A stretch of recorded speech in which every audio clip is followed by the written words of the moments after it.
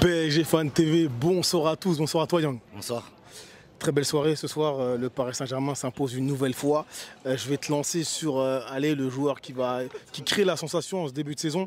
Il n'est pas le seul, mais Bradley Barcola nous montre de très belles choses en ce début de saison. Moi, c'est vrai que Bradley Barcola, il est en feu en ce moment.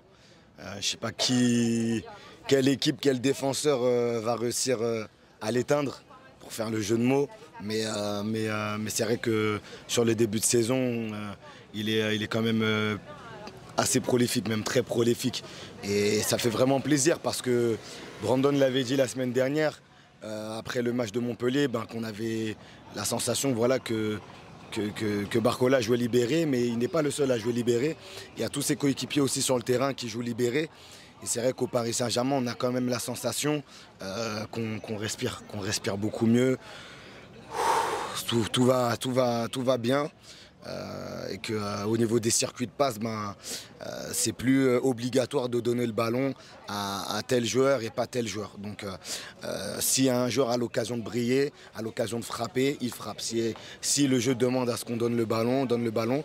Mais ça fait vraiment plaisir de voir nos attaquants à ce niveau, parce que même un Randal Kolo Muani ce soir entre. Alors il y a ceux qui vont te dire que jusqu'à son but, c'est pas fameux. Moi je trouve qu'à son entrée en jeu, il tient plutôt bien le ballon. Et c'est vrai que sur le but qu'il nous plante, c'est un but qui fait vraiment plaisir à voir pour le joueur, parce que ça ressemble un petit peu à ce qu'il était capable de faire à Nantes et Francfort.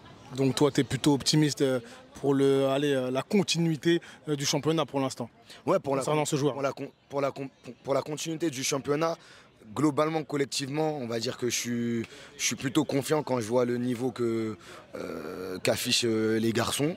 Après c'est Enrique qui fera ses choix par rapport à ce qu'ils produisent à l'entraînement en semaine. Mais là, on sent que c'est un groupe qui commence à comprendre les préceptes de jeu du coach. Il est là depuis un an, un peu plus, légèrement. Donc voilà, tout le monde a commencé à se mettre au diapason, peut-être à l'exception d'un joueur, j'en parlerai à la fin. Mais en tout cas, ça fait vraiment plaisir, parce que le match de Lille, on nous le présentait comme un premier gros test. C'est vrai que quand tu regardes la feuille de stats, ça a l'air plutôt équilibré. Eux, ils tirent 10 fois, ils tirent 10 fois comme nous, ils cadrent 4 fois, nous on cadre 7 fois. On emballe le match en 3 minutes, il y a 2-0, 33e, 36e. Et eux, ils essayent de revenir, ils poussent un peu sur la fin de match. Il y a des faits de jeu qui nous sont favorables, notamment des situations de hors-jeu pour eux. Et le troisième but de RKM, il intervient, on va dire, au bon moment, parce que voilà, ce troisième but, il nous donne de l'air. D'ailleurs, voilà. Désiré Doué s'est arraché sur ce but. Ouais, Qu'est-ce que tu peux dire sur son entrée? Désiré Doué, moi, comme je te disais devant le match, je trouvais que son entrée n'était pas forcément tip-top. Même légèrement un peu hors de propos. Limite, je trouvais que dans ses interventions, un Mayolo était beaucoup plus efficace. Même au niveau de son placement, je trouvais que Seny était beaucoup plus efficace. Mais c'est là que tu vois que Désiré Doué est vraiment un talent offensif. Parce que sur la phase de jeu, l'action qu'il a, il arrive à rabattre le ballon dans l'aire de jeu. Et ensuite de distiller un ballon, pour moi c'est un caviar, quoi. C'est un caviar. Après, tu sais, quand on sait que Randal Kolo Muani, la détente, il a une détente sèche qui fait partie de ses points forts. Un jeu de tête qui est, je trouve, au-dessus de la moyenne. Après, logiquement, ça fait but. Donc, victoire 3-1, ça fait vraiment plaisir. Un mot pour finir. Ouais. Il y a eu, on a renforcé toutes les lignes pour reprendre, pour paraphraser Lucho. Ce côté gauche, arrière-gauche notamment, Beraldo, oui, tout à fait. Ouais. J'aimerais avoir ton regard concernant sa performance, parce que Nuno Mendes, c'est assez compliqué concernant l'état physique en ce début de saison. Je parlais tout à l'heure de préceptes de jeu du coach qui est là depuis un an. Beraldo, lui, il est arrivé en janvier, donc ça fait à peu près un peu plus de 6 mois qu'il est avec nous. J'arrive pas à comprendre. J'arrive pas à comprendre comment un joueur peut être aussi peu discipliné tactiquement, comment un joueur, depuis 6 mois qu'il est au PSG, et on a un coach qui fait de la vidéo, parce que apparemment il y a un documentaire sur ce coach, Luis Enrique, qui va bientôt sortir, comme quoi, il y a des extraits comme quoi il fait de la vidéo avec ses joueurs. Comment ça se fait que Lucas Beraldo est toujours aussi nul en lecture de jeu? L'année dernière, le but de Gouiri comprend. Ok, Gouiri mystifie Danilo, mais Beraldo est à 2 pas de Amine Gouiri. Il le laisse conclure. Là, ce soir, il est à 2 mètres de Zegrovin, il le laisse armer. Et après, il dit à Warren Zaïre-Emery que c'est à lui de prendre. Non, non, tu dois accompagner le joueur. Et tu dois être même très proche du joueur, très proche du porteur de balle.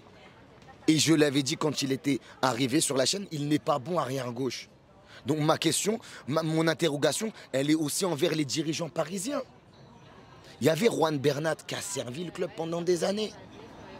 Ils sont allés le foutre au loft. Bernat est parti cet été en prêt à Villarreal. Il y avait un garçon, Nordi Mukiele, qui est issu de la capitale. C'est un garçon qui a grandi sur Paris, qui pouvait dépanner également côté gauche. Non, on nous prête ces gens-là dans des Leverkusen, des Villarreal, hein, alors que c'est des gens qui mouillaient le maillot, qui ont apporté de satisfaction à certains moments de leur passage au PSG.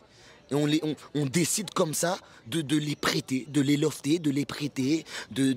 Moi, et pour garder un petit Brésilien, désolé, hein, un petit Brésilien de Sao Paulo, hein, qui capte rien. Parce que pour moi, jusqu'ici, il ne capte rien. Il s'est fait balader par Lewandowski en Champions League à l'aller.